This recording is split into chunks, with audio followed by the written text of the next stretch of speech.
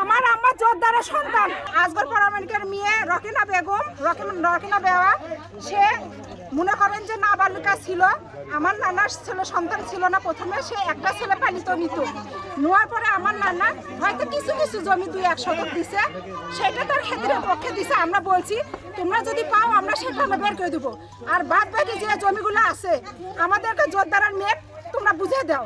এভাবে আমরা এলাকা ভিত্তিক বিচার করছি, ইউনিয়ন বোর্ডে বিচার করছি, আমাদের সিভিল মামলা আছে, সেগুলো করার পরেও সে অবৈধ সরকার থাকতেকালীন মমতাজের ইয়েতে ওই এডিশনাল এসপি তার চাকরি হয়েছে, টাকার অবৈধ তার বাবা এসপি এডিশনাল এসপি রিঙ্কুর বাবা, তাই একজন মনে করেন পাকা আওয়ামী লীগ, ওয়ার্ড আওয়ামী লীগ, তাই সেই ওয়ার্ড আওয়ামী লীগের গরমে সেই সময় এই এডিশনাল এসপি কে চাকরি দিছে, চাকরি দেওয়ার পরে সে প্রভাব সে পেতাত্তা তা এখন পর্যন্ত তারা এই কাজটা করতেছে।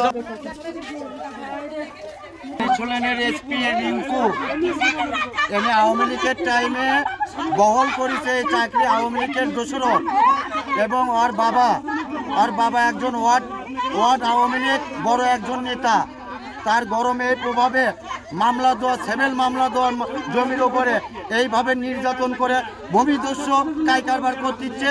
এটা শুধু রিঙ্কু এডিশনের এসপি জায়গা ভূমিদস্যু উনি করিচ্ছে তার শ্বশুর শৌরিক দিয়ে। এই কোর্টের আইন মানিচ্ছে না, পুলিশও মানিচ্ছে না, এখানে দিব্যি পুলিশ আছে তারপরেও মানিচ্ছে না। এডিশনের এসপি বারবার ফোন দিচ্ছে, আর শ্বশুরের নাম রহিম আর বাবার নাম আক্তার। এনে আওয়ামী লীগের টাইমে এই চাকরি বহলকারী, উনির বাবা একজন বড় ওয়ার্ড নেতা, তার নামে মামলা একাধার আছে। আসগর পারমাণিক আমরা যোদ্ধা, আমার নানা, আমরা এই জন্যে মামলা করেছি যে আমরা আইনকে শ্রদ্ধা করি, আমরা ঝগড়া করে ওরা আইনকেও মনে করেন অপার্থক্য করছে। একমাত্র খালি এডিশনের এসপি রিঙ্কু, এই রিঙ্কুর গরমে তার শ্বশুর শাউরি, তারপরে রিঙ্কুর বাবাও আছে। রিঙ্কুর বাবা একজন প্রভাবশালী আওয়ামী লীগ ওয়ার্ড নেতা, তার নামে মামলাও আছে, কিন্তু এইভাবে দিবালোকে কিভাবে ঘুরতে পারে? এটা আমি ডক্টর ইউনূসের কাছে বলতে চাই যে এটা চিরুনি অভিযান করে এই রিঙ্কুকে দেখা হোক, উনি কে?